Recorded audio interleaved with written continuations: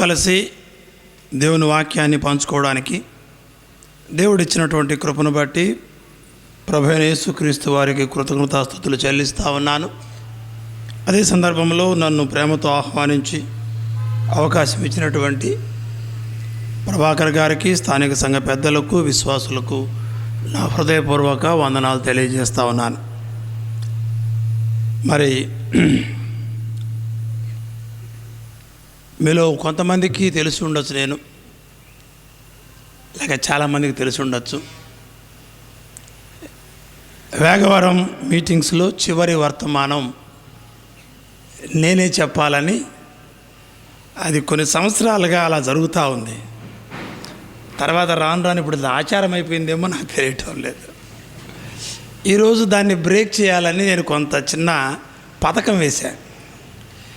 నేను అర్జెంటుగా కాలేజీలో సెలవు పెట్టి మధ్యాహ్నం ప్రభాకర్ గారికి ఏం చెప్పానంటే, అన్న ఈరోజు నేను మధ్యాహ్నం వస్తాను, రాత్రిపూట మొదట చెప్పేసి వెళ్ళిపోతాను అని అన్నాను. ఆయన ఇష్టంగానే సరే చూద్దాం బ్రదర్ అన్నాడు. నేను హడావుడిగా పరిగెత్తుకొని వచ్చాను. అంటే ఈరోజు కొంచెం మార్చాలని అనుకున్నాను. ఆయన రాగానే చెప్పాడు, కుదరలేదు బ్రదర్ అన్నాడు. మళ్ళా నిరాశ చెందాను. ఇక నాకు అలా చీటీలు పడుతున్నప్పుడు నేనేం చేయలేను. మరలా యథావిధిగా బహుశా ఇది 8వ 9వ వస్తున్నాను, నాకే తెలియదు, నేను లెక్క పెట్టలేదు. మొత్తానికి చివరి వర్తమానము అది ఎప్పుడూ నా మీదే పడతా ఉంది. సరే, దేవుడు చెప్పిన ఆజ్ఞను మనం పాటించాలి కాబట్టి ఈ చివరి వర్తమానంలో ఉన్నటువంటి ఏకైక వెసులుబాటు ఏంటంటే ఎంతసేపు అయినా చెప్పచ్చు. మీకుండే వెసులుబాటు ఏంటంటే ఎప్పుడైనా నిద్రపోవచ్చు. కాబట్టి ఇక్కడ ఎవ్వరికీ సమస్య లేదు. ఏదైనా సమస్య ఉంటే నాకే ఉంటుంది, ఎందుకంటే మళ్ళీ ఏలూరు వెళ్ళాలి కదా.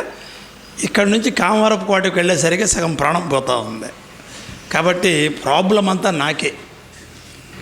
మంచిది. గత 2 దినాలు మంచి వర్తమానికులు మనకు చక్కటి వర్తమానాలు అందజేశారు. మరి నేనైతే చివరి వర్తమానం కాబట్టి ఎప్పుడు నాది సువార్తనే ఉంటుంది.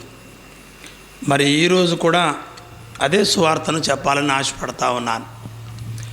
సహోదరులు భవానీ శంకర్ గారు నేను చెప్పబోయే వాక్యానికి వారు నాకు లీడ్ ఇచ్చారు. ఏంటి ఆ లీడ్ అంటే, దేవుడు త్వరగా రాబోతున్నాడు. ఇదే అంశాన్ని నేను మీ మధ్యలో అనేక సంవత్సరాలు నేను మాట్లాడాను. పవర్ పాయింట్ ద్వారా మీకు తెరవేసి కూడా నేను అనేక సార్లు చెప్పాను. ఈరోజు పవర్ పాయింట్ తేకపోయినా అంశం మాత్రం అదే. మానవులు శాస్త్ర సాంకేతిక రంగాల్లో ఎంతో అభివృద్ధి సాధించారు. ఒకప్పుడు సెల్ ఫోన్లు లేవు, ఆ తర్వాత కంప్యూటర్లు వచ్చాయి. ఇప్పుడు కంప్యూటర్లు కూడా పనికి రావటం లేదు. ఇప్పుడు టెక్నాలజీ మీ అందరికీ తెలుసు అనుకుంటా. ఏఐ అంటే ఆర్టిఫిషియల్ ఇంటెలిజెన్స్, తెలుగులో కృత్రిమ మేధస్సు. ఈ కృత్రిమ మేధస్సు వచ్చిన తర్వాత ఇక నిజాన్ని కనుక్కోవడం కష్టమైపోయింది. మీరు అక్కడ ఉండరు, కానీ మీరు ఉన్నట్టు ఫోటో వస్తుంది. మీరు అక్కడ మాట్లాడరు, కానీ అక్కడ మీరు ఉన్నట్టు వస్తుంది.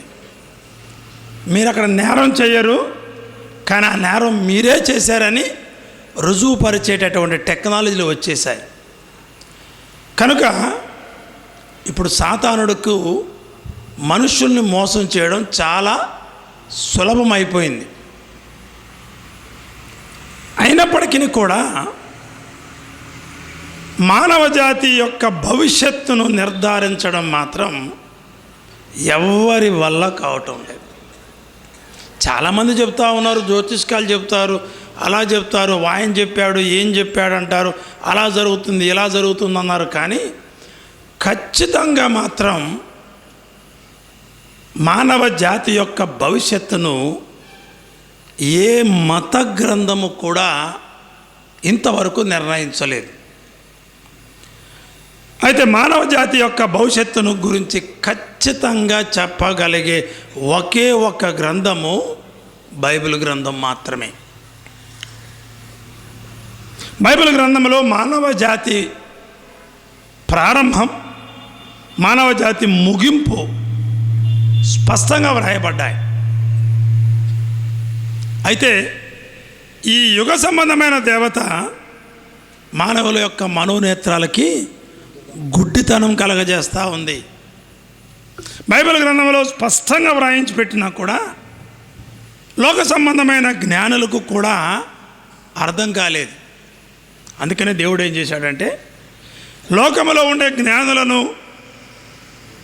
సిగ్గుపరచడానికి ఆయన వెర్రివారిని ఆయన ఎంచుకొని వారి ద్వారా ఆయన భవిష్యత్తును చెబుతున్నాడు. ఈరోజు మీకు ధ్యానంలో భవానీ శంకర్ గారు చెప్పిన మాటలే నేను కొనసాగిస్తాను. దేవుడు ముందుగా ఏం చెప్పాడు, ఎలా మానవ జాతి ముగించబోతుంది అనే వాటిని నేను మీకు ఈరోజు కొన్ని రుజువులు చూపిస్తాను. వీళ్ళు చెప్పేది కాదు, మన మధ్యలో జరిగే సంఘటనలను మీకు తెలియజేసి ఇవి ఆల్రెడీ బైబిల్ గ్రంథంలో ఎప్పుడో వ్రాయించి పెట్టాడు.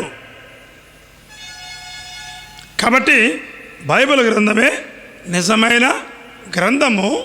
బైబిల్ గ్రంథం మాత్రమే మానవ జాతి యొక్క మనుగడను స్పష్టంగా ఖచ్చితంగా చెప్పేటటువంటి ఏకైక గ్రంథం. నిజంగా మనం దేవునికి స్తోత్రాలు తెలియజేయాలి. ఆ గొప్ప అవకాశం మనకు ఇచ్చాడు. ఆ సత్యాన్ని మనం తెలుసుకోగలిగాం. ప్రభువు త్వరగా రాబోతున్నాడు. నా ప్రతి మీటింగ్లో కూడా మీకు చెప్తానే ఉన్నాను. మీరు అనొచ్చు, మరి ఇంకా రాలేదు కదండి. పేతురు పత్రికలో మనం అందరికీ తెలిసిన మాట, కొందరు అనుకున్నట్టు ఆయన ఆలస్యం చేయవాడు కాడు. ఆయన ఉద్దేశంలో అందరూ అంతటా మారు మనసు పొందాలని ఆయన అపేక్ష కలిగి ఉన్నాడు. ఈ రాత్రికాలమున ఒకవేళ ఈ సభలో ఉన్న నీవు రక్షించబడాలని ఆయన ఉద్దేశమేమో, నువ్వు రక్షించబడాలని ఆయన ఉద్దేశమేమో. అందుకే ప్రభు నీ కొరకు, నా కొరకు, నీ రక్షణ కొరకు, నా రక్షణ కొరకు ఆయన ఆలస్యం చేస్తున్నాడేమో. అందరూ అంతటా మారు మనసు పొందాలి. అందరూ ఆయన బిడ్డలే. మన కుటుంబంలో ఒక తల్లిదండ్రులకి ఒక నలుగురు బిడ్డలుంటే నలుగురు బాగుండాలని కోరుకుంటారు, కానీ ఒక ముగ్గురు బాగుండి ఒకడు బాగాలేకపోయినా పర్లేదు అనుకుంటారా? ఏ తల్లిదండ్రి అనుకోడు. అలాగే మన పరలోకపు తండ్రి కూడా మనమందరము ఆయన సన్నిధిలో ఉండాలి, పరలోకంలో ఉండాలి. ఏ ఒక్కడు నశించడం ఆయనకి ఎంత మాత్రము ఇష్టము లేదు. అందుకని ఆయన ఆలస్యం చేస్తూ ఉన్నాడు. అయితే దేవుని యొక్క ప్రణాళిక ఏంటి? ఒకటే గుర్తుపెట్టుకోండి, ఇశ్రాయేలు ప్రజలకు దేవునికి మధ్య జరిగేటటువంటి కార్యక్రమమే ఈ మానవ జాతి అండి. దాంట్లో అన్యులమైన మనల్ని కూడా దేవుడు చేర్చాడు. అంటే ఈ కథ ఎవరికి సంబంధించిందంటే ప్రభువైన యేసుక్రీస్తు వారికి ఇశ్రాయేలు జాతికి మధ్య జరిగేటటువంటి కార్యక్రమమే మానవ జాతి చరిత్ర. ఇకంతే.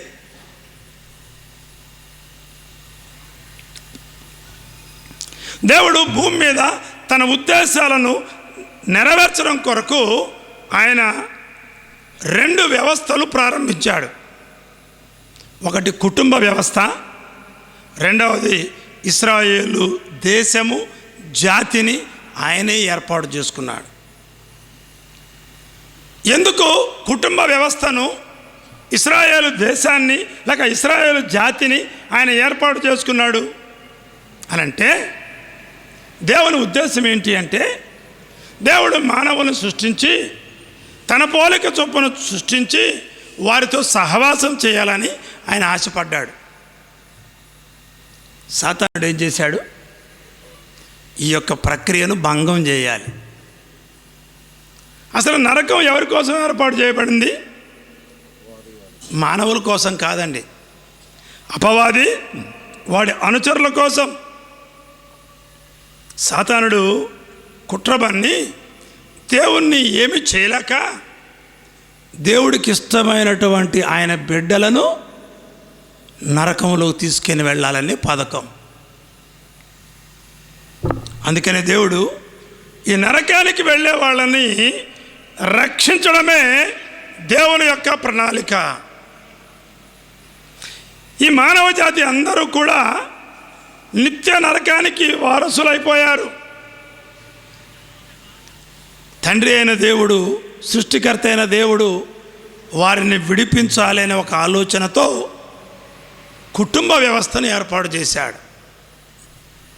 లోక రక్షకుడు ఈ లోకానికి రావాలి.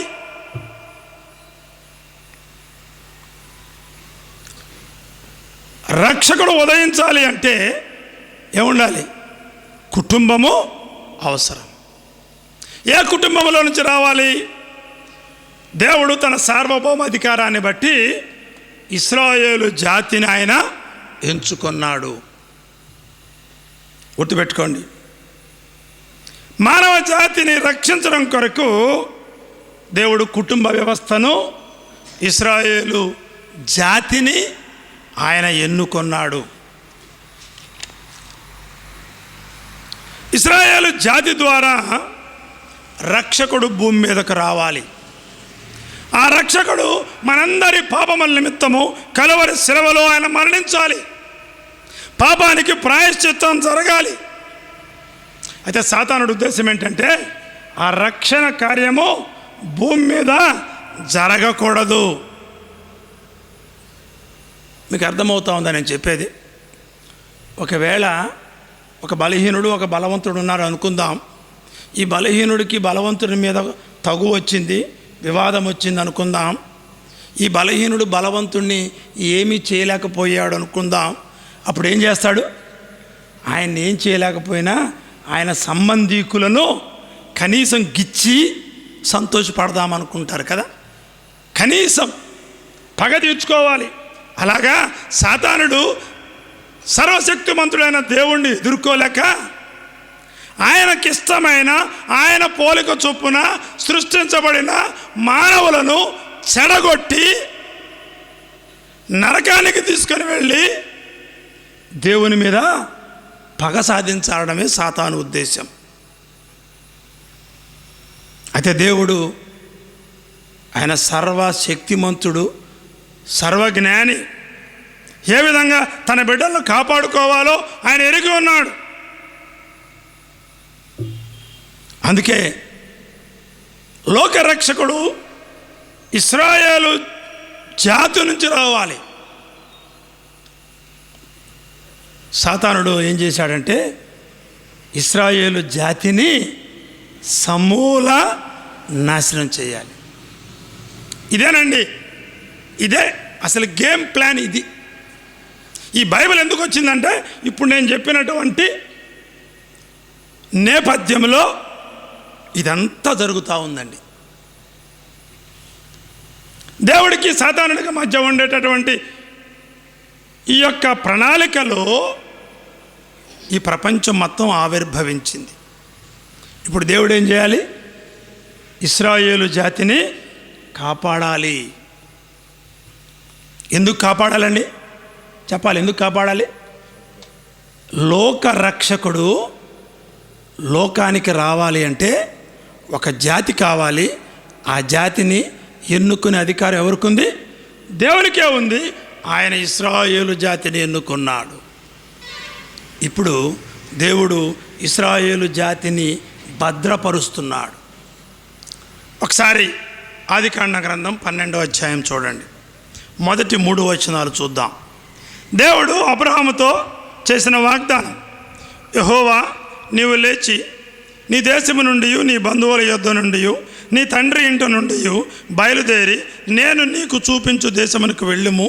నిన్ను గొప్ప జనముగా చేసి నిన్ను ఆశీర్వదించి నీ నామమును గొప్ప చేయుదును. నీవు ఆశీర్వాదముగా నుందువు. నిన్ను ఆశీర్వదించు వానిని ఆశీర్వదించదను, నిన్ను దూషించు వానిని శపించదను. భూమి యొక్క సమస్త వంశములు నీ యందు ఆశీర్వదింపబడునని అబ్రాహాముతో అనగా.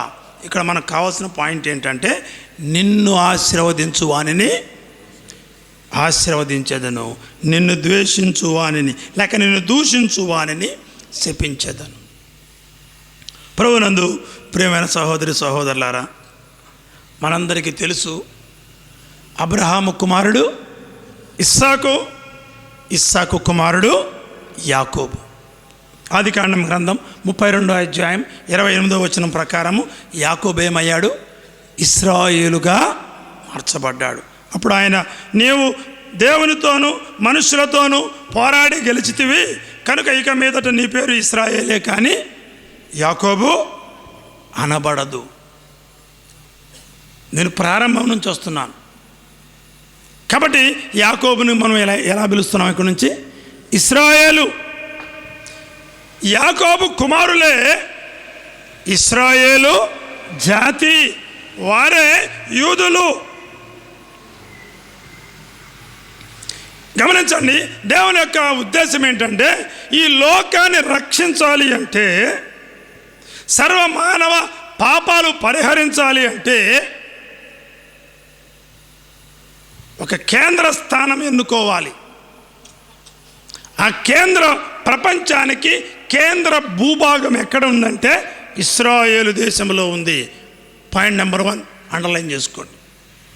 ఈ ప్రపంచాన్ని రక్షించాలి అంటే ఆయన ఒక ప్లేస్ చూసుకోవాలి. అది ప్రపంచానికి మధ్యస్థానము. ఈరోజు కూడా మీరు గూగుల్లో సెర్చ్ చేయండి, ప్రపంచానికి మధ్య స్థలం ఏంటి అంటే ఇశ్రాయేలు దేశము. సర్వమానవుల్ని రక్షించాలి అంటే ఆయన రక్షణ కార్యము ఎక్కడ చేశాడంటే ఇశ్రాయేలు దేశంలో ప్రభు అయిన యేసుక్రీస్తు వారు కలువరి శిలువలో మనందరి నిమిత్తము ఆయన వధించబడ్డాడు. ప్రపంచం యొక్క మధ్య భూభాగంలో మనందరి నిమిత్తము ప్రభు అయిన యేసుక్రీస్తు వారు కలువరి శిలువలో వధించబడ్డాడు. యెహెజ్కేలు గ్రంథం 5వ అధ్యాయం 5వ వచనం సహోదరులు ఒకరు నాకు చదివి వినిపించండి బ్రదర్. యెహెజ్కేలు గ్రంథం 5వ అధ్యాయం 5వ వచనం. మరి ఎలాగ సెలవు ఇచ్చాను, ఇది యెరూషలేమే కదా, అన్యజనుల మధ్య నేను దాని నుంచి తిని దాని చుట్టూ రాజ్యములున్నవి. గమనించండి, ఇది ఎక్కడుంది? అన్యజనుల మధ్య. యెహెజ్కేలు 38:12 చదవండి బ్రదర్. 38:12 ఎక్కడుంది? మొట్టమొదటి రుజువు చెప్తున్నాను. వారిని దోచుకుని కొల్ల సొమ్ముగా పట్టుకున్నట్టుకై పూర్వం పాడై మరలా నివసింపబడిన స్థలముల మీదికి తిరిగిపోయేదను. ఆయా జనములలో నుండి సమకూర్చబడి పశువులను సరుకులను కలిగి భూమి నట్టనడుమ నివసించు జనుల మీదకి తిరిగిపోయేదను. ఇక్కడ మాట అండర్లైన్ చేసుకోండి అమ్మా. ఏ మాట? భూమి నట్ట నడుమ. ఇది నా మాటలు కాదండి, మీరు గూగుల్లో సెర్చ్ చేసినా కూడా ఇశ్రాయేల్ దేశం ఎక్కడ ఉంది? ప్రపంచ మధ్య భాగంలో ఉంది. ఇప్పుడు మనము ఇశ్రాయేల్ దేశ రాజకీయ భౌగోళిక పరిస్థితులు అధ్యయనం చేస్తే మనం ఎక్కడ ఉన్నాము, ఏ కాలంలో ఉన్నాము, ప్రభువు ఎప్పుడు రాబోతున్నాడనే విషయాలు మనకు అర్థమవుతాయి. ఎవరో చెప్పిన మాటలు కాదు, రుజువు చేసుకుందాం. ఈ లోకానికి రక్షకుడు రావాలి అంటే ఇశ్రాయేలీలు, ఇశ్రాయేలు దేశము క్షేమంగా ఉండాలి. కానీ సాతాను ఉద్దేశం ఏంటంటే తనతో పాటు దేవుని పోలికలో సృష్టించబడిన మనుషులందరూ నరకములో ఉండాలి. వారిని రక్షించే రక్షకుడు ఈ లోకములో జన్మించకూడదు. కనుకనే ఇశ్రాయేలీలు ఐగుప్తులో ఉండగానే వారి చంటి బిడ్డలను చంపడం ప్రారంభించాడు. మీకు అర్థమైందా? ఐగుప్తులో ఇశ్రాయేల్ బిడ్డలు ఎందుకు చచ్చిపోయారు? సాతాను ఉద్దేశం ఏంటి? ఇక్కడి నుంచే కదా ఎవరు రావాలి? రక్షకుడు రావాలి. వీళ్ళని చంపేస్తే ఇక రక్షకుడు రాడు. తర్వాత సాతాను మరొక ఉద్దేశం ఏంటంటే ఇశ్రాయేలు జాతే భూమి మీద ఉండకూడదు. ఏం చేశాడు? అన్ని రాజ్యాలను ఇశ్రాయేలు దేశానికి వ్యతిరేకంగా రెచ్చగొట్టాడు. అంటే సాతాను ఉద్దేశము ఇశ్రాయేలు ప్రజలు ఉండకూడదు, ఇశ్రాయేలు జాతి భూమి మీద ఉండకూడదు. ఉద్దేశం ఇందువల్ల కారణం ఏంటి? లోక రక్షకుడు ఈ భూమి మీదకి రాకూడదు. అయితే ఆశ్చర్యకరంగా దేవుడు ఇశ్రాయేలు పక్షాన యుద్ధాలు చేశాడు.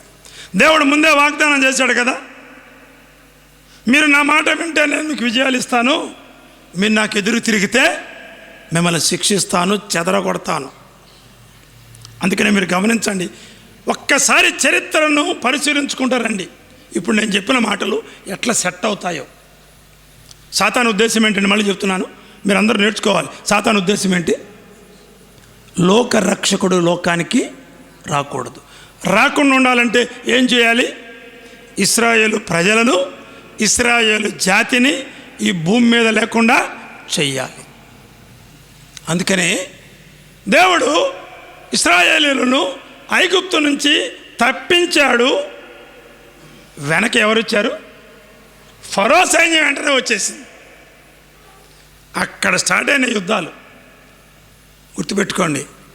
అక్కడ ప్రారంభమైన యుద్ధం 2026 లేక 25 హమాస్ యుద్ధం దాకా జరుగుతూనే ఉన్నాయి. మీకు అర్థమవుతుందా? ఈ పాయింట్ అర్థమైందా? ఐగుప్తులో దేవుడు వాళ్ళని విడిచిపెట్టాడు లేక విడుదల చేశాడు. అప్పుడు ఎవరు స్టార్ట్ చేశారు యుద్ధం? ఫరో సైన్యము ప్రారంభించింది. ఇప్పుడు హమాస్ దాకా ఇశ్రాయేల్ ప్రజలు ఏం చేస్తున్నారు? యుద్ధాలు చేస్తూనే ఉన్నారు, విడిచిపెట్ల. గమనించండి, నిర్గమాకాండం 14వ అధ్యాయం 4వ వచనంలో దేవుడు అంటున్నాడు, నేను ఫరో హృదయమును కఠినపరిచెదను, అతడి వారిని తరుమగా నేను ఫరో వలనను అతని సమస్త సేన వలనను మహిమ తెచ్చుకుందును, నేను యెహోవానని ఐగుప్తీయులందరూ తెలుసుకుందురని వారు అలాగూ దిగిరి. గమనించండి, దేవుడు ప్రతి సందర్భంలో తాను యెహోవానని ప్రపంచ ప్రజలు తెలుసుకోవాలి. ఈరోజు కూడా అదే ప్రయత్నం చేస్తుంటే ఈ లోక సంబంధమైన, ఈ యుగ సంబంధమైన దేవత మనోనేత్రాలకు గుడ్డితనం కలగజేస్తూ ఉంది. ఇక నేను వివరించనక్కర్లేదు ఎర్ర సముద్రం ఏ విధంగా పాయలు చేయబడ్డాయి. ఆశ్చర్యకరంగా ఇశ్రాయేలీలు ఆరిన నేల మీద నడిచారు. మళ్ళీ మోషే ఏమన్నాడు?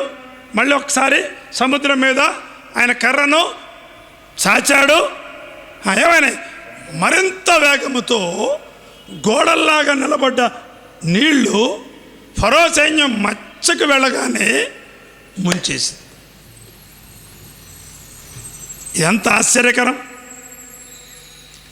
అబ్రహాముతో ఏమి దేవుడు వాగ్దానం చేశాడు? నిన్ను ఆశీర్వదించు వారిని ఆశీర్వదిస్తాను, నిన్ను దూషించు వారిని శపిస్తాను. ఫరో సైన్యం ఏం చేశారు? ఇశ్రాయేలు ప్రజలను నాశనం చేయాలనుకున్నాడు. దేవుడు చేసిన వాగ్దానం మర్చిపోలే. ఏం చేశాడు? వారిని ఎవరైతే వ్యతిరేకించారో వారిని ఎర్ర సముద్రంలో ఉంచేశారు. ఆ తర్వాత ఏమైంది? వారు దాటి అరణ్యంలో ప్రయాణం చేస్తున్నారు. ఇప్పుడు ఎవరు వచ్చారండి? రెండవ పార్టీ ఎవరు? అమాలేకీయులు బయలుదేరారు. అమాలేకీయులు ఎవరు? ఏశావు సంతతి అయిన ఎలీఫజుకి తిమ్నా అను ఉపపత్నికి పుట్టిన వాళ్ళు. వాళ్ళు ఏం చేశారు? ఇశ్రాయేలు ప్రజలు నడుచుకుంటూ వెళుతుంటే 40 లక్షల కాలు బలం వెనక నుంచి వచ్చి అటాక్ చేశారు. వెనక ఉండే బలహీనుల మీద పడ్డారు. అంటే వాళ్ళని చంపేయాలి. రెండవ యుద్ధం అమాలేకీయులతో. నిర్గమాకాండం 17వ అధ్యాయం 8 నుంచి 16 వచనాలు చదవండి మీరు ఇంటికి వెళ్ళి. 13వ వచనంలో ఏముంటుందంటే, అట్లు యెహోషువ కత్తివాడి చేత అమాలేకు రాజును అతని జనులను గెలిచెను. గమనిస్తున్నారా? సాతానుడు ఏం చేస్తున్నాడు? మళ్ళీ ఫరో అయిపోయింది, ఇప్పుడు ఎవరి ద్వారా అటాక్ చేశాడు? అమాలేకుల ద్వారా అటాక్ చేశారు. దేవుడు ఏం చేశాడు? మరలా వారిని చంపివేశాడు. అంతేకాదు, వారు వాగ్దాన దేశంలోకి ప్రవేశించే సందర్భంలో అనేక మంది గొప్ప రాజులను, అమోరీయుల రాజైన సీహోనును, బాషాను రాజైన ఓగును ఓడించి వారి భూభాగాలు ఆక్రమించారు. కానాను దేశానికి వచ్చేసరికి గొప్ప గొప్ప రాజులు ఇశ్రాయేలును చంపాలనుకున్నారు. మీరు ఒక్కసారి కీర్తన 136వ కీర్తన 17 నుంచి 21 వచనాలు, అంటే ఇది 3వ యుద్ధం. మొదట ఫరో, తర్వాత అమాలేకీయులు, తర్వాత వాగ్దాన దేశంలో గొప్ప రాజులు. 19వ వచనం చూడండి బ్రదర్. 136వ కీర్తన 19వ చరణం. 36 ఆయన కృపణానంతరం ఉండును. 20వ వచనం. చాలండి. కాబట్టి పెద్ద పెద్ద రాజులు ఇశ్రాయేలీయుల్ని జాతి లేకుండా చేయాలంటే మళ్ళా ఏం చేశాడు? యెహోవా వారి పక్షాన యుద్ధం చేశాడు. మీకు తెలుసో లేదో, 7 కానాను రాజులను దేవుడు నిర్మూలించాడు. ఎవరో తెలుసా? కానాను రాజులు హిత్తీయులు, గెర్గాషీయులు, అమోరీయులు, కనానీయులు, పెరిజీయులు, హివ్వీయులు, ఎబూసీయులు. ద్వితీయోపదేశకాండం 7వ అధ్యాయం 1వ వచనంలో మనం చూస్తాం. ఎందుకు వాళ్ళను 7 రాజుల్ని నిర్మూలించారు అంటే, వారు బహు దుర్మార్గులు, విగ్రహారాధికులు, వ్యభిచారులు, చిన్న బిడ్డలను బలిగా అర్పించేవారు. ఈ సందర్భాన్ని గురించి ఆల్వా జే మెక్లన్ అనే పండితుడు ఏమన్నాడంటే, మానవ జాతికి ఒక క్యాన్సర్ అనే గడ్డ వచ్చింది. ఆ క్యాన్సర్ అనే గడ్డను తీయకపోతే, నిర్మూలించకపోతే, శస్త్రచికిత్స చేయకపోతే మానవ జాతి అంతరించిపోతుంది. ఇప్పుడు శస్త్రచికిత్స నిపుణుడు ఎవరయ్యా అంటే యెహోవా దేవుడు. శస్త్రచికిత్స కావాలంటే ఏం కావాలండి? కత్తి కావాలి కదా. ఆ కత్తి ఎవరంటే ఇశ్రాయేలు ప్రజలు. నా మాటలు కాదండి. ఇర్మీయా గ్రంథం 51వ అధ్యాయం 20వ వచనం చదవండి బ్రదర్. ఎందుకంటే నేను ఒక్కొక్కటి రుజువు చేసుకుంటూ వెళుతున్నాను. ఇర్మీయా గ్రంథం 51వ అధ్యాయం 20వ వచనం. నీవు నాకు గండ్రగొడ్డలి వంటి వాడవు, యుద్ధాయుధం వంటి వాడవు. నీ వలన నేను జనములను విరగొట్టుచున్నాను, నీ వలన రాజ్యమును విరగొట్టుచున్నాను. చాలండి. నీవు గండ్రగొడ్డలి, యువర్ అన్ యాక్స్. దేవుని చేతిలో ఇశ్రాయేలు దేశము ఒక యుద్ధాయుధం. మానవ జాతికి పట్టినటువంటి ఈ యొక్క క్యాన్సర్ని రిమూవ్ చేయడానికి ఆ పరమ శస్త్రచికిత్స అంటే గ్రేట్ సర్జన్ ఇశ్రాయేలు జాతిని ఉపయోగించి ఈ ప్రపంచానికి పట్టినటువంటి ఆ యొక్క క్యాన్సర్ గడ్డను తీసేస్తున్నాడు. కనుక యుద్ధము యెహోవాదే. ఈ విధంగా దేవుడే ఇశ్రాయేల్ పక్షాన యుద్ధం చేశాడు, విజయాలు అందించాడు. అయితే అదే సందర్భంలో ఇశ్రాయేలు ప్రజలు ఎదురు తిరిగిన సందర్భంలో ఎంతోమంది గొప్ప గొప్ప రాజులను జయించిన వారు అవిధేయులై చిన్న పట్టణమైన హాయి చేతిలో ఓడిపోయారు. మనందరికీ తెలుసు ఆకాను పాపం. గమనించండి, చరిత్రలో ఎంతోమంది ఇశ్రాయేలీయులను, ఇశ్రాయేలు జాతిని భూమి మీద లేకుండా చేయాలని ప్రయత్నించారు. ఇవే మాటలు పరిశుద్ధాత్ముడు 83వ కీర్తనలో వ్రాయించాడు. 83వ కీర్తన 3 నుంచి 4 వచనం చూడండి బ్రదర్. ఇప్పుడు నేను చెప్పిన మాటలన్నీ కూడా ఆల్రెడీ బైబిల్లో ఉన్నాయి. నీ ప్రజల మీద వారు కపటోపాయములు పన్నుచున్నారు, నీ మరుగుజొచ్చిన వారి మీద ఆలోచన చేయుచున్నారు. వారు ఇశ్రాయేలుని పేరు ఇకను జ్ఞాపకం రాకపోవునట్లు జనముగా ఉండకుండా వారిని సంహరించడం రండని చెప్పుకొంచున్నారు. చాలండి. వాళ్ళు ఏమంటున్నారంటే ఇశ్రాయేల్ ప్రజల మీద ప్రపంచ దేశాలన్నీ కపటోపాయం, కుట్ర పన్నుతున్నారు. మరికొంతమంది ఏం చేస్తున్నారు, అసలు ఇశ్రాయేలు పేరే ప్రపంచంలో వినబడకూడదు. జాగ్రత్త, ఇవన్నీ జాగ్రత్త గమనించండి. అయితే నేను మొట్టమొదటి చదివించాను, అబ్రాహాముకి ఏం చెప్పాడు, నిన్ను గొప్ప జనముగా చేస్తానన్నాడు, నిన్ను ఆశీర్వదించు వారిని నేను ఆశీర్వదిస్తానన్నాడు, నిన్ను దూషించు వారిని నేను శపిస్తానన్నాడు. ఆ వాగ్దానాన్ని మలాకి గ్రంథంలో 3వ అధ్యాయం 6వ వచనం ప్రకారం ఏమంటాడంటే, యెహోవానైన నేను మార్పు లేని వాడను కనుక యాకోబు సంతతి వారైన మీరు లయము కాలేదు. ఈ మాట అండర్లైన్ చేసుకోండి. ఈరోజు కూడా ఎంతోమంది ప్రపంచ దేశాలు ఏం చేస్తున్నాయంటే, ఎలాగైనా ఏం చేయాలి, ఇశ్రాయేలు జాతిని తుడిచేయాలి, అసలు వాళ్ళ పేరే ఉండకూడదు. కానీ యెహోవానే నేను మార్పు లేని వాడిని. దేవుడు వాగ్దానం చేశాడు, నేను నిన్ను కాపాడుతాను. అబ్రహాముకు చెప్పాడు, నిన్ను గొప్ప వంశం చేస్తాను, నిన్ను ఆశీర్వదిస్తాను, అసలు నీ ద్వారే ప్రపంచము ఆశీర్వదించబడుతుంది. నువ్వు లేని రోజున ప్రపంచము ఉండదు. మీకు అర్థమైంది అనుకుంటాను. ఇప్పుడు చెప్పండి, ప్రపంచ భవిష్యత్తు ఎవరిపై ఆధారపడి ఉందండి? కేవలము ఒకే ఒక జాతిపై ఆధారపడింది, కేవలము ఒకే ఒక్క దేశంపై ఆధారపడి ఉంది. అదేంటి? ఇశ్రాయేలు దేశం. కనుక మనం ఏం చేయాలి? యెరూషలేమును గురించి మనం ప్రార్థన చేయాలి. మానవ జాతి మనుగడ కొనసాగించాలి అంటే మనమందరము యెరూషలేము క్షేమం కొరకు పాటుపడాలి, యెరూషలేము క్షేమం కొరకు ప్రార్థన చేయాలి. ఎందుకంటే మన జీవితం అంతా, మన భవిష్యత్ అంతా ఆ దేశంతో, ఆ జాతి ప్రజల మీద ఆధారపడి ఉంది.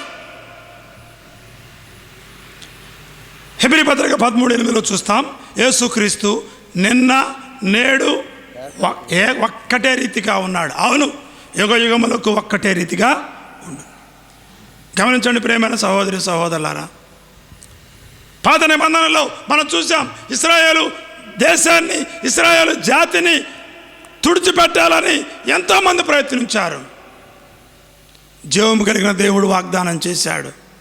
కాబట్టి ఈరోజు కూడా ఇశ్రాయేలీలు లయము కాలేదు, ఎవరి వల్ల కాదండి. ఎందుకు ఈ మాటలు చెప్తున్నానంటే, ఇప్పుడు నేను ఇక్కడ చెప్తున్నాను, అక్కడ రికార్డ్ అవుతుంది. ప్రపంచ ప్రజలు అందరూ కూడా ఈ రికార్డు వినేస్తే అర్థమైపోతున్నా, వాడు ఎవడో చెప్తున్నాడు ఇశ్రాయేలు దేశాన్ని మనం ఏమీ చేయలేము అని నిర్ధారణ రావాలి కదా. తెలిసినా కూడా ఇరాన్ అంటుంది రేపు కళ్ళ లేపేస్తామంటున్నారు. ఇప్పుడు చెప్పండి, ఇంత స్పష్టంగా చెప్తుంటే కూడా మళ్ళీ ఇంకొక దేశం దాని మీద ప్రయత్నిస్తున్నారంటే, ఈ యుగ సంబంధమైన దేవత ఏం చేస్తుంది? వారి మనోనేత్రాలకి గుడ్డితనం కలగజేస్తూ ఉంది. అంతే కదా. ఆఫ్టర్ ఆల్ నాకే తెలిసిపోయింది, మీకే తెలిసిపోయింది, అంత పెద్ద గొప్ప రాజ్యాలకు ఎందుకు తెలియటం లేదు? ఎప్పుడైనా ఆలోచించారా? బైబిల్ గ్రంథంలో స్పష్టంగా వ్రాయబడ్డాయి. మానవ జాతి యొక్క భవిష్యత్తు ఇశ్రాయేలు దేశం మీద, ఇశ్రాయేలు ప్రజల మీద ఆధారపడి ఉంది. అవును, ఇశ్రాయేలు ప్రజలు ఎప్పుడైతే దేవునికి వ్యతిరేకించారో, దేవుడు ఏం చెప్పాడు? యెహెజ్కేలు గ్రంథం 11వ అధ్యాయం 16వ వచనంలో వాళ్ళని నేను తరిమేస్తాను, చెదరగొడతాను, అయినా కూడా నేను వారికి ఎలా ఉంటాను? పరిశుద్ధాలయముగా ఉంటాను. అర్థం చేసుకోండి, చెదరగొట్టిన ఇశ్రాయేలీలు ఆయా ప్రాంతాల్లో ఉన్న వాళ్ళు దేవుని కొరకు నమ్మకంగా ఉంటే వారికి పరిశుద్ధాలయముగా ఉన్నాడు, వారిని కాపాడుతూ ఉన్నారు. ఆయన వారిని కాపాడుతున్నాడు. కాబట్టి ఈరోజు కూడా ప్రపంచంలో ఇశ్రాయేలు జాతి మనుగడ సాగిస్తూ ఉంది. ఎందుకు ఇదంతా కారణం ఏంటి? అబ్రహాముతో ఆయన వాగ్దానం చేశాడు. ఆయన మారని దేవుడు, ఆయన మాట తప్పే దేవుడు కాదు. ఉదాహరణకి మనం యోసేపు కాలంలో మనం చూసాం, ఐగుప్తు దేశం అట, ఇప్పుడు ఈజిప్ట్ అంటారు, అన్ని రంగాల్లో అభివృద్ధి సాధించింది. మీరు నిర్గమాకాండం 1వ అధ్యాయానికి రండి, అక్కడ ఒక మాట ఉంటుంది, యోసేపు ఎరుగని కొత్త రాజు వచ్చాడు. ఆయన ఏం చేశాడు? వీళ్ళని బాధలకు గురి చేశాడు. మీరు గమనించండి, వాళ్ళని బాధలకు గురి చేసిన తర్వాత దేవుడు ఏం చేశాడు? ఎర్ర సముద్రంలో ఐగుప్తీయులను ముంచివేశాడు. దాని తర్వాత బబులోనీయులు, దాని తర్వాత పర్షియా, దాని తర్వాత రోమియులు, వాళ్ళందరూ కూడా ఇశ్రాయేలు దేశాన్ని, ఇశ్రాయేలు ప్రజలను, ఇశ్రాయేలు జాతిని నిర్మూలన చేయాలనుకున్నారు. వాళ్ళెవరు కూడా చరిత్రలో ఇప్పుడు లేరు. అంతెందుకండి, ఇదంతా బైబిల్ గ్రంథంలో ఉంది, అదంతా రాశారు. కొంత కరెక్టో కొంత కరెక్ట్ కాదో కొంతమంది చరిత్ర తెలిసిన వాళ్ళు, కొంతమంది ప్రపంచ చరిత్ర తెలిసిన వాళ్ళకి అర్థమవుతాయి. అక్కడ దాకొద్దు, మొదటి ప్రపంచ యుద్ధం నుంచి, అంటే ఈ శతాబ్దంలో ఉన్నాం. ఇక్కడ రుజువులు చూపిస్తాను. ఉదాహరణకి ఆధునిక యుగంలో ఇశ్రాయేల్ జాతిని తుడిచిపెట్టాలనుకున్న వాళ్ళు ఎవరు చెప్పండి? ఎవరంటే రెండో ప్రపంచ యుద్ధంలో హిట్లర్, జర్మనీ. ఇది మనకు తెలిసి, ఇది మరి కాకమ్మ కథ ఏం కాదు. జర్మనీ నియంత హిట్లర్. వాళ్ళని ఏమన్నారు? నాజీలు అన్నారు. తెలుసా మీకు హిట్లర్ ఎంత భయంకరమైన వాడంటే, యూదా జాతిని సంహరించాలని గ్యాస్ ఛాంబర్స్ పెట్టి కార్బన్ మోనాక్సైడ్ అనే గ్యాస్ను పంపించి, అంటే ఎంత భయంకరమైన వ్యక్తి అంటే, ఇప్పుడు తుపాకుతో కాల్చాలంటే ఒక బుల్లెట్తో ఒకరు చచ్చిపోతారు, కత్తితో పొడవాలంటే ఒక కత్తి తీసుకొని అనేక సార్లు పొడవాలి. వాళ్ళేమో అనేక లక్షలు ఉన్నారు. వాళ్ళని ఎలా చంపాలి అంటే, అందరినీ నగ్నంగా బట్టలు తీసేసి ఒక గాజు గదులకు పంపించేస్తారు. ఒకేసారి 1000 మందిని పంపించేస్తారు. వాళ్ళు నిలబడాలి, ఏదో ఎక్స్రే తీస్తున్నట్టుగా. తలుపులు మూసేస్తారు, కార్బన్ మోనాక్సైడ్ గ్యాస్ని పంపించేస్తారు. నల్లులు రాలిపోయినట్టు టెక్మని పడిపోతారు అంతే. జస్ట్ కార్బన్ మోనాక్సైడ్ని 5 నిమిషాలు పీలిస్తే ఏ మనిషి బ్రతకడు. ఇక ఏం చేస్తారంటే, చచ్చిపోయిన వాళ్ళని సైనికులు వచ్చి బయటికి లాగేస్తూ ఉంటారు. వాళ్ళు అలా లాగేస్తూ ఉంటారు. వెనకాల ఇంకొక బ్యాచ్ని సిద్ధం చేస్తారు. వాళ్ళేంటి, మళ్ళీ వాళ్ళు చూస్తూ ఉంటారు, తమ ముందు వాళ్ళు చచ్చిపోయి ఉన్నారు, మనం కూడా ఒక 5 నిమిషాల్లో మనం కూడా చచ్చిపోతాం. ఆ రకంగా 6 లక్షల యూదులను హిట్లరు చంపేశాడు. రెండవ ప్రపంచ యుద్ధంలో జరిగిన సజీవ సాక్ష్యం మీరు గూగుల్లో కొట్టి చూడండి. Gas chambers. నాజీలు ఇశ్రాయేల్ ప్రజలను, యూదులను 6 లక్షల మందిని హిట్లర్ ఊచకోత కోశాడు. చివరికి ఏమైందండి? ఆ హిట్లరు అండర్ గ్రౌండ్లో ఏం చేశాడు? ఆత్మహత్య చేసుకున్నాడు. మీకు అర్థమవుతా ఉందా? నేను దూషించు వాని నేను శపిస్తాను. హిట్లర్ బంకర్లోకి వెళ్ళి షూట్ చేసుకొని చనిపోయాడు. 6 లక్షల యూదులను చంపేశాడు. గ్యాసిప్స్ని, అంటే ఇప్పుడు పుకార్లు అంటారు, ఈ పుకార్లు ప్రారంభమైంది అప్పుడే. ఆయన పేరు ఏంటారంటే గ్లోబెల్ అంటారు. ఆయన పేరు గోబెల్, జోసెఫ్ గోబెల్. ఇప్పుడు కూడా మనం చూస్తూ ఉంటాం. నిజమేంటో మనకు తెలియదు, అబద్ధమేంటో మనకు తెలియదు. పాకిస్తాన్లో రేడియోలో ఎప్పుడే వస్తుందంటే, భారతదేశంలో 10 మంది ముస్లిమ్స్ని చంపేశారు అని రాస్తారు. దాన్ని గోబెల్ ప్రచారం అంటారు. అది అవునో కాదో తెలియదు. వాళ్ళు ఏమనుకుంటారు, అరే మా వాళ్ళని చంపేశారా అని వాళ్ళు పగతో రగిలిపోతారు. ఇది ఇందులో వాస్తవం తెలియదు. దీన్ని గోబెల్ ప్రచారం అంటారు. హిట్లర్ కాలంలోనే ప్రారంభమైంది. అతను కూడా ఆత్మహత్య చేసుకున్నాడు. 1917లో గ్రేట్ బ్రిటన్, మనందరికీ తెలుసు. ఎందుకు మనకు గ్రేట్ బ్రిటన్ తెలుసండి? అసలు ఎవరు చరిత్ర తెలిసినట్లేరే. మేము సోషల్ వీక్ అంటారా ఏంటి? రవి అస్తమించని సామ్రాజ్యం. మనం 400 సంవత్సరాలు బ్రిటిష్ పరిపాలనలో ఉన్నామండి. రవి అస్తమించిన సామ్రాజ్యం అంటే అర్థమైందా మీకు? అంటే తూర్పున సూర్యుడు ఉదయిస్తాడు, పశ్చిమాన అస్తమిస్తాడు. బ్రిటిష్ సామ్రాజ్యం ఎంత పెద్దదంటే, అసలు వాళ్ళ భూభాగంలో సూర్యుడు అస్తమించడు. అంటే అంత పెద్ద రాజ్యం ఎవరిది? బ్రిటిష్ రాజ్యం.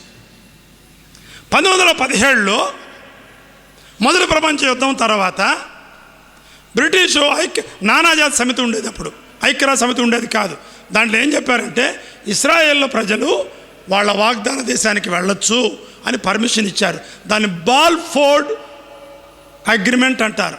బాల్ఫోర్డ్ అగ్రిమెంట్ 1917లో మొట్టమొదటిసారి ఇస్రాయేల్ ప్రజలకు ఇస్రాయేల్ దేశము వాళ్ళ దేశమే, వాళ్ళు వెళ్ళొచ్చు అని తీర్మానం చేసినప్పుడు గ్రేట్ బ్రిటన్ వారికి సపోర్ట్ చేసింది. గుర్తుపెట్టుకోండి, ఆ దేశము వర్ధిల్లినదండి.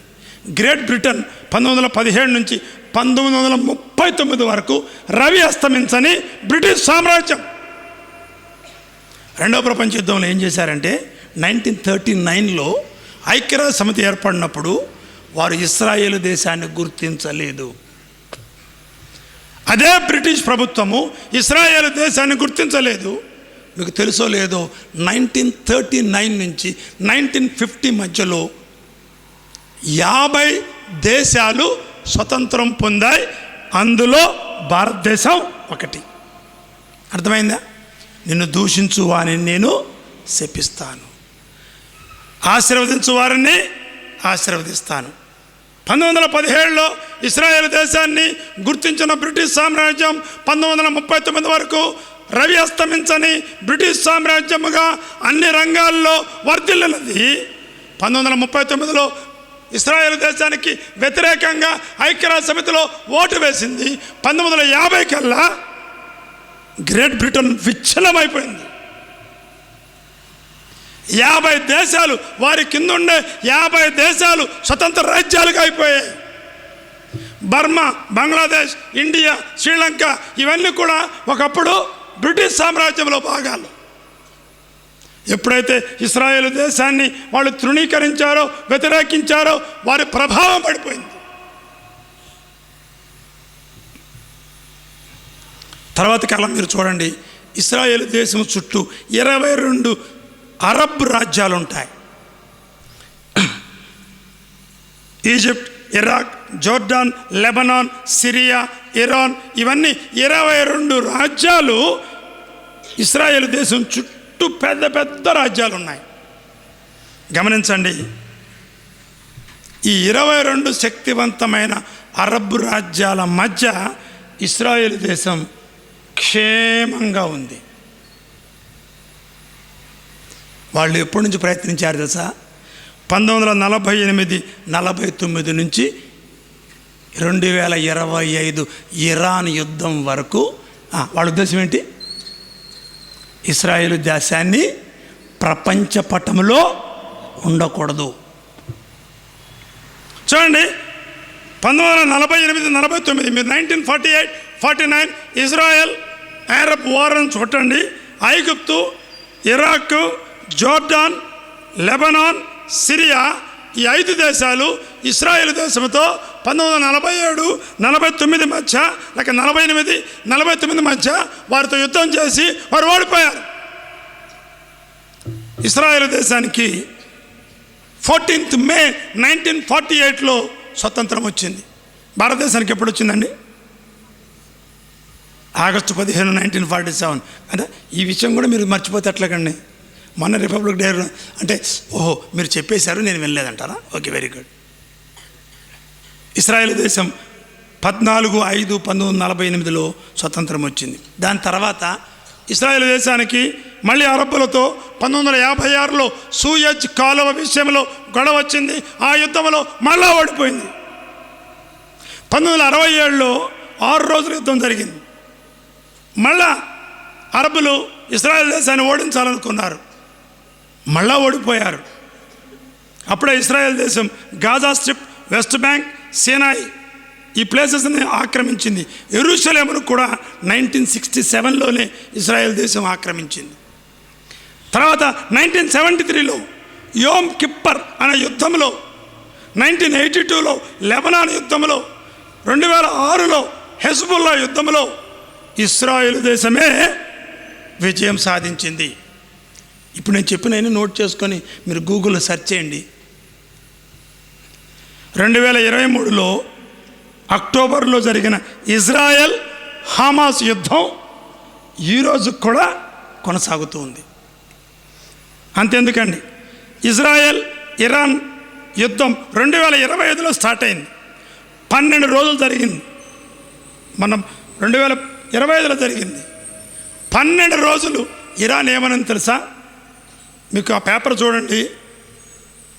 3 రోజుల్లో ఇస్రాయేల్ దేశాన్ని మేము కనబడకుండా చేస్తామన్నారు.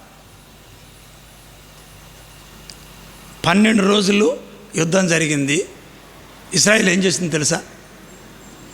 ఇరాన్ దేశాన్ని ఇంచుమించుగా కూల్చేసింది. కూల్చడం అంటే తెలుసా? ఇరాన్ దగ్గర అణ్వాయుధాలు ఉన్నాయి. అణ్వాయుధాలను ప్రయోగించే స్థావరాలను నేలమట్టం చేసింది. ఇప్పట్లో కల్లా ఇజ్రాయెల్ యుద్ధ నీతి ప్రపంచంలో ఎవరి వల్ల కాలేదండి. మీకు అర్థమైందా? తుపాకీ ఉంది, దానిలో ఏం కావాలండి? గుళ్ళు కావాలి. ఇజ్రాయెల్ ఏం చేసింది? గుళ్ళు తీసేసింది. రాకెట్ లాంచర్ ఉంది, ఆ లాంచర్ని ఉపయోగించే స్థావరం లేదు. మీకు అర్థమవుతుందని చెప్పేది.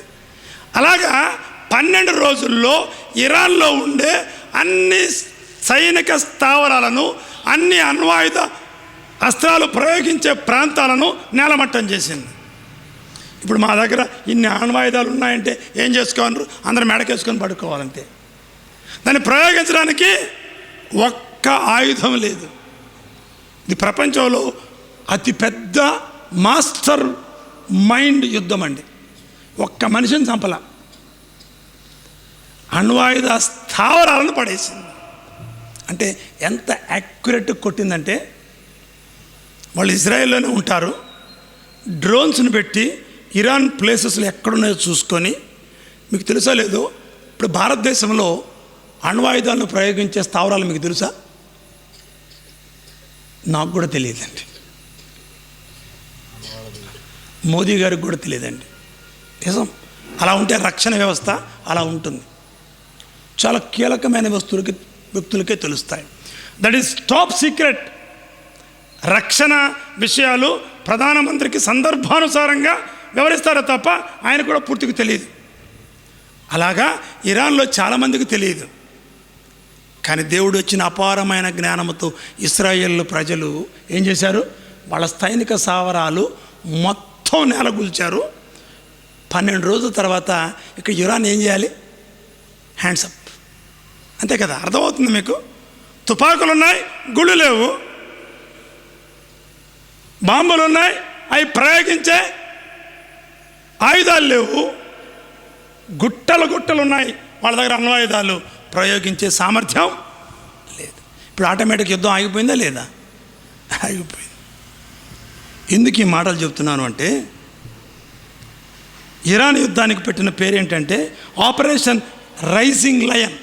నోట్ చేసుకోండి, ఆపరేషన్ రైజింగ్ లయన్.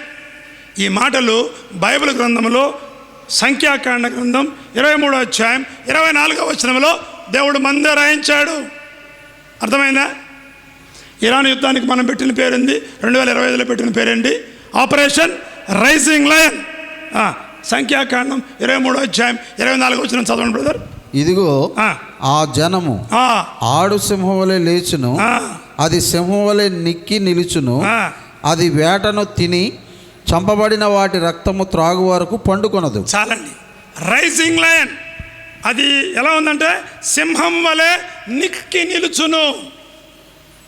సంఖ్యాకాండములు రాయించేశాడు. 2025లో పెట్టిన పేరు అప్పుడే బైబిల్ గ్రంథంలో రాసేశారు. అర్థమైందా మీకు? ఆడు సింహం వలె. ఇశ్రాయేల్ ప్రజలు ఒక సింహం ఏ విధంగా వేట కోసం ఎదురు చూస్తుందో ఇలా నిలబడి చూస్తుందట. అంటే ఇంకెవరైనా ఉన్నారా? సంఖ్యాకాండంలో దేవుడు రాయించేశాడు. గమనించండి. అంత్య దినాల్లో సూచనలు ఏంటి అంటే, ఇప్పుడు జరిగేది కార్యక్రమం ఏంటంటే యాంటీ సెమిటిజం గుర్తుపెట్టుకోండి. ఇప్పుడు జరిగే దాన్ని ఏమంటారు? Anti Semitism. యాంటీ సెమిటిజం అంటే ఏంటి అంటే ప్రపంచ ప్రజలు ఇశ్రాయేలు జాతిని ద్వేషించడం మొదలుపెట్టారు. గుర్తుపెట్టుకోండి. ప్రపంచ ప్రజలు ఏం చేస్తున్నారు? ఇశ్రాయేలు దేశాన్ని, ఇశ్రాయేలు జాతిని ఏం చేస్తున్నారు? ద్వేషించడం. దాన్నే యాంటీ సెమిటిజం ఇప్పుడు ప్రారంభమైంది. మీకు తెలుసో లేదో, ఇశ్రాయేల్ దేశం అంటే రష్యాకు పడదు, చైనాకు పడదు. 22 అరబ్ దేశాలు ఎప్పుడో అని ఎదురు చూస్తున్నాయి. ప్రపంచంలో పెద్ద పెద్ద దేశాలు ఏంటండి? రష్యా, చైనానే కదా. వాళ్ళకు కుదరదు. అంతో ఇంతో ఇప్పుడు సపోర్ట్ చేసేది ఒక్క అమెరికా మాత్రమే. ఈ మధ్యకాలంలో ఇండియా కూడా ఇజ్రాయెల్ని సపోర్ట్ చేస్తుంది. కారణం ఏంటంటే మనకున్నటువంటి బిందు సేద్య పద్ధతి, నిమ్మకాయలు ఏ విధంగా పండించాలి, ఇవన్నీ మనము ఇజ్రాయెల్ నుంచి నేర్చుకున్నాం. ఈరోజు మనం వాడేటటువంటి ఈ సెల్ ఫోను ఎవరు సృష్టించింది, ఎవరు కనుక్కుందంటే ఇజ్రాయెల్ దేశమే. ఈరోజు మనం ఆపరేషన్ సింధూర్లో ఉపయోగించిన డ్రోన్స్ మనకు సప్లై చేసింది ఎవరు? ఇజ్రాయెల్ దేశమే. మన మీద పాకిస్తాన్లో ఆ యొక్క కాశ్మీర్లో జరిగిన నరమేధాన్ని మొట్టమొదట ఖండించిన దేశం ఎవరంటే ఇజ్రాయెల్ దేశమే. అమెరికా కూడా ఖండించలేదు, రష్యా కూడా ఖండించలేదు. కాబట్టి ఆటోమేటిక్గా మనకు ఎవరు స్నేహితులు? ఇప్పుడు ఇజ్రాయెల్ స్నేహితులు. మనకు ఆపరేషన్ సింధూర్లో మనం గెలవడానికి కారణం ఇజ్రాయేలు డ్రోన్స్, ఇజ్రాయేల్ యొక్క గూఢాచారి వ్యవస్థ మనకు ఆల్రెడీ చెప్పేసింది. ఇదిగో మీ మీద పాకిస్తాన్ ఈ రకంగా ఫైట్ చేయబోతూ ఉంది. అందుకనే మన దేశంలో ఆస్తి నష్టం జరగలేదు, ప్రాణ నష్టం జరగకపోవడానికి కారణం ఇజ్రాయేల్ దేశంలో ఉండే రక్షణ వ్యవస్థ. మసాబ్ అంటారు గూఢాచారాన్ని. ప్రపంచంలో అత్యంత తెలివిగల గూఢాచారి వ్యవస్థ ఎవరయ్యా అంటే Masab. That is from Israel. ఎందుకండి వాళ్ళకంత తెలివి ఉంది? చెప్పాలి ఎందుకు తెలివి ఉంది? వారు దేవుని బిడ్డలు, యూదులు. అందుకని వారికి ఉన్నంత తెలివితేటలు ప్రపంచంలో ఇక ఏ జాతికి. నేను మీకు ఇలాంటి ఎగ్జాంపుల్స్ ఎన్నో ఇస్తాను. నోబెల్ ప్రైజ్ అనేది ప్రపంచంలో అత్యుత్తమ సైంటిస్టులకు ఇచ్చేది. మన భారతదేశానికి ఇప్పటి వరకు ఎన్ని వచ్చాయంటే మహా అంటే ఒక 7-8 నోబెల్ ప్రైజులు వచ్చాయి. ఆ 7-8 నోబెల్ ప్రైజులు కూడా వాళ్ళు భారతీయులే కానీ ఇండియాలో ఉండేవాళ్ళు తక్కువ. చిన్న కంట్రీ అయిన ఇజ్రాయెల్కి సుమారు 150 నోబెల్ ప్రైజులు వచ్చాయండి.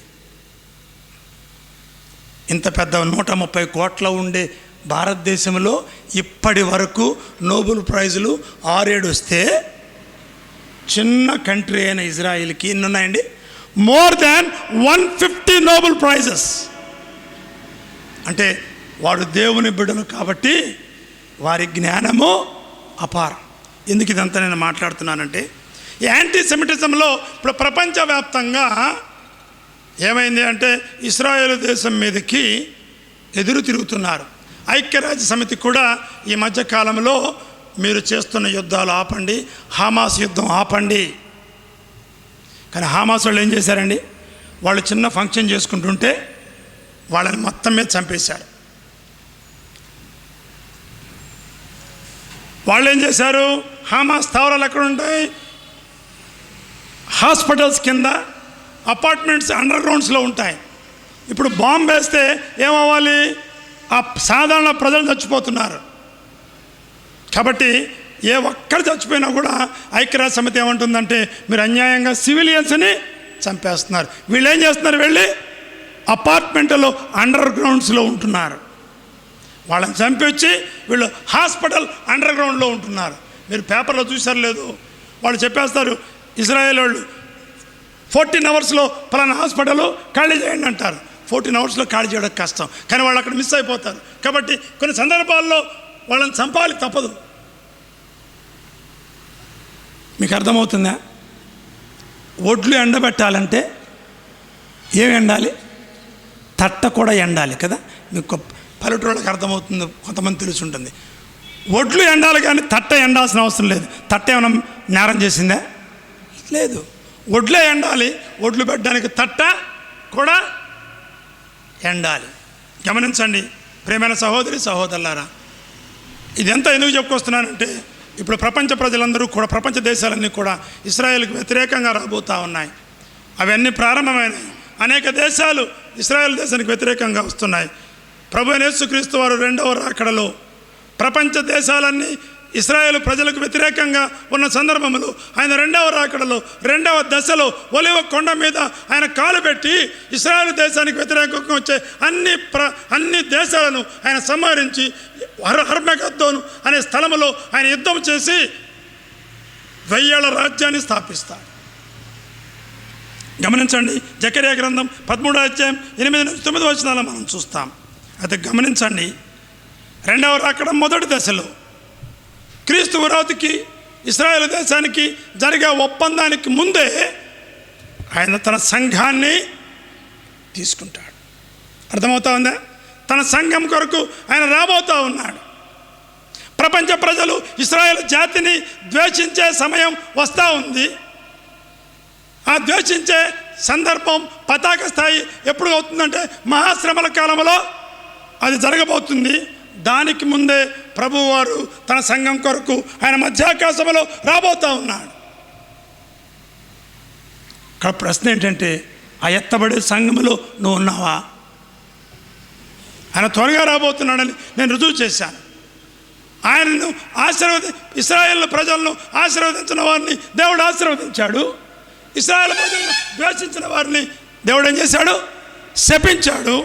ఇన్ని యుద్ధాలు జరిగినా కూడా ఇశ్రాయేలు ప్రజలు లయము కాలేదు, శేషం మిగిలే ఉంది. వాళ్ళు తిరిగి అందరూ వాళ్ళ యొక్క వాగ్దాన దేశాలకు వెళ్ళిపోతున్నారు. చెదరగొట్టబడినటువంటి ఇశ్రాయేలీలు తిరిగి వారి రాజ్యంలోకి వెళ్తున్నారు. రీసెంట్గా లాస్ట్ మంత్లో మణిపూర్లో కూడా ఉన్నటువంటి కొంతమంది యూదులు వాళ్ళ దేశానికి వెళ్ళిపోయారు. భారతదేశంలో ఇంకా బాపట్లలో కొంతమంది ఉన్నారు, లేక బాంబేలో కొంతమంది ఉన్నారు. వాళ్ళందరూ తిరిగి వెళ్ళిపోతారు. వాళ్ళు వెళ్ళిపోవడం ప్రారంభమైంది. దేవుడు ఏం వాగ్దానం చేశాడంటే, ఆయన తిరిగి రాబోతున్నప్పుడు ప్రపంచంలో చెదరగొట్టబడిన ఇశ్రాయేలీలను వారి దేశానికి తీసుకుని వస్తాడు. ఇప్పుడు గమనించండి, ఈ ప్రపంచ ప్రజలు ఇశ్రాయేలీలందరూ చెదరగొట్టబడిన ఇశ్రాయేలు తిరిగి వారి భూభానికి వెళుతున్నారు అంటే అర్థం ఏంటి? ఆయన త్వరగా రాబోతున్నాడు. ప్రపంచ దేశాలు ఇశ్రాయేల్ దేశాన్ని వ్యతిరేకిస్తున్నాయి. మనం పేపర్లో చూస్తూ ఉన్నాం. రష్యా వ్యతిరేకించింది, చైనా వ్యతిరేకించింది, క్యూబా వ్యతిరేకిస్తుంది. అంటే అర్థం ఏంటంటే ఆయన త్వరగా రాబోతున్నాడు. గమనించండి, ఆ ఎత్తబడే సంఘములో నువ్వు ఉన్నావా? ఈ రాత్రి కాలమున దేవుడు మన ముందు స్పష్టంగా బైబిల్ గ్రంథంలో వ్రాయించిన సంఘటనలు, సంభవాలు 2025, 26 వరకు అవి నెరవేరుతూనే ఉన్నాయి. ఇంకా నీకు సందేహమా? యేసుక్రీస్తు వారు రారని నువ్వు అనుకుంటున్నావా? ఆ ఎత్తబడే సంఘములో నువ్వు ఉండనట్లయితే ఆ తర్వాత ఏంటి? నీ గతి నిత్య నరకమే. అక్కడ అగ్ని ఆరదు, పురుగు చావదు. యుగ యుగములు ఏడ్పులు, పెడబొబ్బులు, పండ్ల కొరుకుట. ఆ భయంకరమైన నరకాన్ని తప్పించుకోవాలంటే నేడే ప్రభువైన యేసుక్రీస్తు అని రక్షకుడిగా అంగీకరించు. ఆయన నీ కొరకు నా కొరకు 2026 సంవత్సరాల క్రితమే కలవరి సేవలో ఆయన మరణించాడు. నిజానికి పాపం చేసింది నువ్వు నేను, మనకు బదులుగా మన స్థానంలో ఆయన నిలుచుకున్నాడు. మనం పొందవలసిన శిక్ష ఆయన అనుభవించాడు. ఆయన పాపము చేయలేదు, ఆయన పాపం ఎరిగినవాడు, ఆయనలో పాపము లేదు. నీ కొరకు నా కొరకు ఆయన పాపముగా చేయబడ్డాడు. నీ కొరకు నా కొరకు శాపగ్రాహిగా మ్రానిపై వేలాడదీయబడ్డాడు. మనందరి నిమిత్తం ఆయన బోధ చేయబడ్డాడు. మనందరి నిమిత్తం ఆయన రక్తమంతా కార్చాడు. మనందరి నిమిత్తం ఆయన చనిపోయాడు, సమాధి చేయబడ్డాడు, 3వ దినాన మృత్యుంజయుడిగా లేచాడు. నీ కొరకు నా కొరకు స్థలం సిద్ధపరచ వెళ్ళి ఆయన త్వరగా రాబోతా ఉన్నాడు. మనమేమి చేయనక్కర్లేదు. ప్రభువా, నేను పాపినయ్యా, ఇప్పటి వరకు నా ఇష్టానుసారంగా నేను జీవించాను. నా కొరకు నువ్వు కలవరి సిలువలో చనిపోయావు. నా పాపాలు ఒప్పుకుంటున్నాను. నువ్వు కన్నీటితో ప్రార్థన చేస్తే నీ రక్తంలో కడిగాయా అంటే నేడే ఆయన నిన్ను ఆయన బిడ్డగా చేసుకుంటాడు. ఆయన కుమార్తెగా, కుమారుడిగా అంగీకరిస్తాడు. ఒకవేళ ఈ రాత్రికాలం ప్రభువైన యేసుక్రీస్తు వారు వస్తే నువ్వు నేను పరలోక రాజ్యంలో ఉంటాం. ఆయన రాకడ బహు సమీపముగా ఉంది. మన చుట్టూ ఉన్న పరిస్థితులను, ఇశ్రాయేలు దేశం యొక్క పరిస్థితిని మనం గమనిస్తే ఇది అక్షరాల రుజువు అవుతూ ఉంది. నమ్ముకున్నవారు మంచిది. ఇంకా మనలో ఆయాసకరమైన దేవునికి ఆయాసకరమైన ఉంటే సరి చేసుకుందాం. ఒకవేళ నువ్వు 20-30 సంవత్సరాలు నువ్వు దేవుని బిడ్డగా ఉన్నావా, మంచిదే. అయితే ఇంకా మనలో అసూయ, ఇంకా ద్వేషం, ఇంకా శత్రువులను, మన సహోదరులను ప్రేమించలేని తనం, సహోదరులను క్షమించలేని తనం ఇంకా మన జీవితాల్లో ఉంటే ఏం చేయాలి? నేడే తొలగించుకుందాం. ఆయన రాకడ కోసం సిద్ధపడదాం. ఆయన త్వరగా రాబోతా ఉన్నాడు. ఆయన రాకడలో మనమందరము సిద్ధపడి ఉందాం. 2026వ సంవత్సరం దేవుడు మనకు అనుగ్రహించాడు. మనం బలవంతులమని కాదు, మనం జ్ఞానములని కాదు, కేవలం ఆయన ఉచితమైన కృపను బట్టి దేవుడు మనల్ని 2026లో ఉంచాడు. దేవుడి యొక్క ప్రణాళిక నీ జీవితంలో, నా జీవితంలో నెరవేర్చడానికి ఆయన మనల్ని ఉంచాడు. నమ్ముకొని వాళ్ళు యేసుక్రీస్తు వారిని ఈ క్షణమే రక్షకుడు అంగీకరించండి. ఎందుకంటే రుజువులతో దేవుడు మనతో మాట్లాడుతూ ఉన్నాడు. ఆ రుజువు ఏంటి? ఇశ్రాయేలు దేశ క్షేమం. ప్రపంచ దేశాలు ఇశ్రాయేలు దేశాన్ని నశింపజేయాలని ప్రయత్నించారు. ఎవరి వల్ల కాలేదు, కాదు కూడా. ఇశ్రాయేలు క్షేమం కొరకు ప్రార్థన చేద్దాం. ఇశ్రాయేలు పక్షాన దేవుడు ఉన్నాడు కనుక ఆయన తిరిగి రాబోతున్న సందర్భంలో ఎత్తబడే సంఘములో మనం ఉండాలి. అలా లేనట్లయితే నిత్య నరకమే. కనుక ప్రభువైన యేసుక్రీస్తు వారిని రక్షకుడిగా అంగీకరించి ఆయన రాజ్య వారసులు కావాలని ప్రేమతో మనవి చేస్తూ ఉన్నాం. దేవుడి మాటలు మన కొరకు దీవించి ఆశీర్వదించునుగాక. ఆమేన్. అందరికీ వందనాలండి.